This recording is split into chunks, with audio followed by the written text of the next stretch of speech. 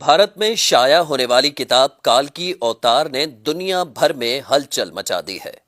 اس کتاب میں یہ بتایا گیا ہے کہ ہندوؤں کی مذہبی کتابوں میں جس کالکی اوتار کا تذکرہ ملتا ہے وہ آخری رسول صلی اللہ علیہ وآلہ وسلم بن عبداللہ ہی ہیں۔ اس کتاب کا مصنف اگر کوئی مسلمان ہوتا تو وہ اب تک جیل میں ہوتا اور اس کتاب پر پابندی لگ چکی ہوتی، مگر اس کے مصنف پنڈت وید پرکاش برہمن ہندو ہیں اور وہ الہ آباد یونیورسٹی سے وابستہ ہیں۔ وہ سنسکرت زبان کے ماہر اور معروف محقق اسکالر ہیں۔ پنڈت وید پرکاش نے کالکی اوتار کی بابت اپنے اس تحقیق کو ملک کے 8 مشہور و معروف محقق پنڈتوں کے سامنے پیش کیا تھا جو اپنے شعبے میں مستند گردانے جاتے ہیں۔ ان پنڈتوں نے کتاب کے بغور مطالعے اور تحقیق کے بعد یہ تسلیم کیا ہے کہ کتاب میں پیش کیے گئے حوالے مستند اور درست ہیں۔ برہمن پنڈت وید پرکاش نے اپنے اس تحقیق کا نام کالکی اوتار یعنی تمام کائنات کے رہنما رکھا ہے۔ ہندوؤں کی اہم مذہبی کتاب میں دراصل یہ ایک عظیم رہنما کا ذکر ملتا ہے جسے کالکی اوتار کا نام دیا جاتا ہے۔ سو پنڈت وید پرکاش گہری تحقیق کے بعد یہ دعویٰ کرتے ہیں کہ اس کالکی اوتار سے مراد حضرت محمد صلی اللہ علیہ وآلہ وسلم ہیں جو مکہ میں پیدا ہوئے۔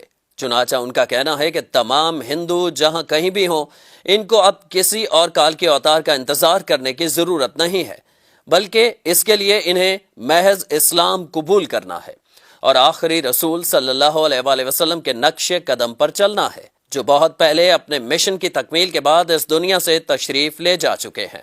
اپنے اس دعوے کی دلیل میں پنڈت وید پرکاش نے ہندوؤں کی مقدس مذہبی کتاب وید سے مندرجہ ذیل حوالے دلیل کے ساتھ پیش بھی کیے ہیں۔ نمبر 1، وید کتاب میں لکھا ہے کہ کالکی اوتار بھگوان کا آخری اوتار ہوگا جو پوری دنیا کو راستہ دکھائے گا۔ ان کلمات کا حوالہ دینے کے بعد پنڈت وید پرکاش لکھتے ہیں کہ اس پیش گوئی کا اطلاق صرف حضرت محمد صلی اللہ علیہ وآلہ وسلم کے معاملے میں درست ہو سکتا ہے۔ نمبر 2، ویدوں کی پیش گوئی کے مطابق کالکی اوتار ایک جزیرے میں پیدا ہوں گے اور یہ عرب علاقہ ہی ہے جسے جزیرۃ العرب کہا جاتا ہے۔ نمبر 3، مقدس کتاب وید میں لکھا ہے کہ کالکی اوتار کے والد کا نام وشنو بھگت اور والدہ کا نام سومانب ہوگا، جبکہ سنسکرت زبان میں وشنو اللہ کے معنوں میں استعمال ہوتا ہے اور بھگت کے معنی غلام اور بندے کے ہیں۔ چنانچہ عربی زبان میں وشنو بھگت کا مطلب اللہ کا بندہ یعنی عبداللہ ہوا، اور سنسکرت میں سومانب کا مطلب امن ہے جو کہ عربی زبان میں آمنہ ہوگا، اور آخری رسول صلی اللہ علیہ وآلہ وسلم کے والد کا نام عبداللہ اور والدہ کا نام آمنہ ہی ہے۔ نمبر 4، وید کتاب میں لکھا ہے کہ کالکی اوتار زیتون اور کھجور استعمال کرے گا اور وہ اپنے قول و قرار میں سچا اور دیانتدار ہوگا، اور یہ دونوں پھل حضور اکرم صلی اللہ علیہ وآلہ وسلم کو مرغوب تھے، جبکہ آپ سچائی اور دیانتداری میں تو اس حد تک معروف تھے کہ مکہ میں محمد صلی اللہ علیہ وآلہ وسلم کے لیے صادق اور امین کے لقب استعمال کیے جاتے تھے۔ نمبر 5، وید کے مطابق کالکی اوتار اپنی سرزمین کے معزز خاندان میں سے ہوگا، اور یہ بھی محمد صلی اللہ علیہ وآلہ وسلم کے بارے میں سچ ثابت ہوتا ہے کہ آپ قریش کے معزز قبیلے میں سے تھے جس کی پورے عرب میں عزت اور شام و عراق میں پہچان تھی۔ نمبر 6، ہماری کتاب کہتی ہے کہ بھگوان کالکی اوتار کو اپنے خصوصی قاصد کے ذریعے ایک غار میں پڑھائے گا۔ اس معاملے میں یہ بھی درست ہے کہ محمد صلی اللہ علیہ وآلہ وسلم مکہ کی وہ واحد شخصیت تھے جنہیں اللہ تعالیٰ نے غار حرا میں اپنے خاص فرشتے حضرت جبرائیل کے ذریعے تعلیم دی۔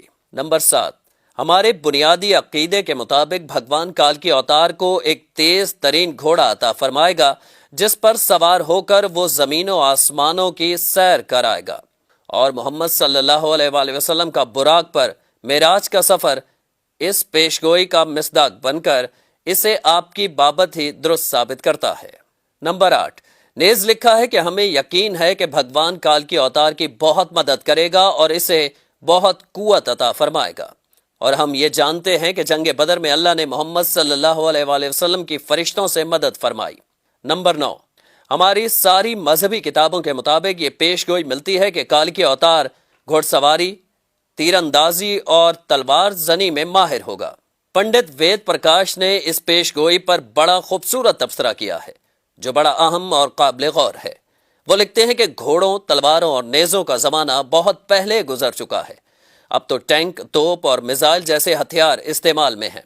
لہٰذا یہ عقل مندی نہیں ہے کہ ہم اس دور جدید میں تلواروں، نیزوں اور برچھیوں سے مسلح کال کے اوتار کا انتظار کرتے رہ جائیں۔ حالانکہ حقیقت یہ ہے کہ مقدس کتابوں میں کال کے اوتار کے واضح اشارے حضور صلی اللہ علیہ وآلہ وسلم کے بارے میں ہیں، جو ان تمام حربی فنون میں کامل مہارت رکھتے تھے۔ ٹینک، توپ اور میزائل کے اس دور میں گھڑ سوار، تیز زن اور تیر انداز کال کے اوتار کا انتظار نری حماقت ہے۔ اس کو اتنا پھیلائیں کہ ساری دنیا کے ہندو کلمہ پڑھ کر اللہ تعالیٰ کے حضور سچی توبہ کر کے جنت میں جانے والے بن جائیں۔